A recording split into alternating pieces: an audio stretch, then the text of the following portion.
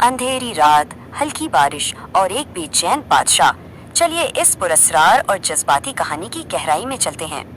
बेपनाह दौलत और फौज के बावजूद बादशाह जलालुद्दीन रात के अंधेरे में अकेला और शदीद जज्बाती कश्मकश में था। एक सवाल बादशाह को अंदर ही अंदर खा रहा था, आखिर इस जिंदगी का असल मकसद है क्या?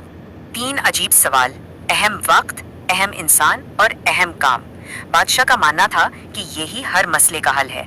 दरबार में बहस छिड़ गई, मुस्तकबिल या हाल, जंग या इबादत। बादशाह ने ये सब मुतजाद जवाबात मुस्तरद कर दिए। सच्चाई की तलाश, बादशाह भेस बदलकर घने और सुनसान पहाड़ी जंगल में एक दरवेश के पास जा पहुंचा। दाना दरवेश ने सवालों को नजरअंदाज किया और खामोशी से जमीन खोदता रहा, तो बादशाह खुद मदद करने लगा। सिनेमैटिक साये गहरे होने लगे थे। अचानक सस्पेंस टूटा और एक खून में लथपथ शख्स लड़खड़ाता हुआ बाहर आया।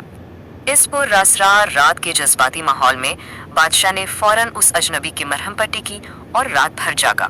सुबह होते ही कहानी में एक जबरदस्त मोड़ आया। इस अजनबी ने इतराफ किया कि वो दरअसल एक कातिल था। वो आदमी रो पड़ा। वो बादशाह को कत्ल करने आया था, मगर खुद शाही मुहाफिजों का निशाना बन गया। बादशाह ने उसे माफ करके इंसाफ का वादा किया। देखिए कैसे एक जानी दुश्मन एक लम्हे में खादिम बन गया। जाने से पहले बादशाह ने फिर सवाल दोहराए। इस बार दरवेश मुस्कुराया और बिलाखिर वो असल सच्चाई बयान कर दी। तो यहाँ पहली सच्चाई सामने आती है, सबसे अहम वक्त हमेशा और सिर्फ मौजूदा लम्हा ही होता है। सोचिए, अगर बादशाह उस वक्त मौजूदा लम्हे में ना रुकता तो वो कातिल उसे यकीनन मार डालता।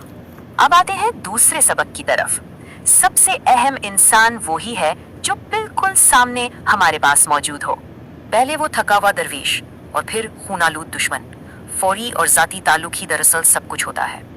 और ये आखिरी जवाब को बहुत शानदार तरीके से वाजे करता है। सबसे अहम काम सिर्फ अच्छाई करना है। दुश्मन के साथ नेकी की तो नफरत वहीं खत्म हो गई।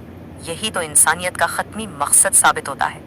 इस जज्बाती सफर से वापस आकर बादशाह ने इंसानियत की बुनियाद पर अपनी पूरी सल्तनत के कानून बदल दिए।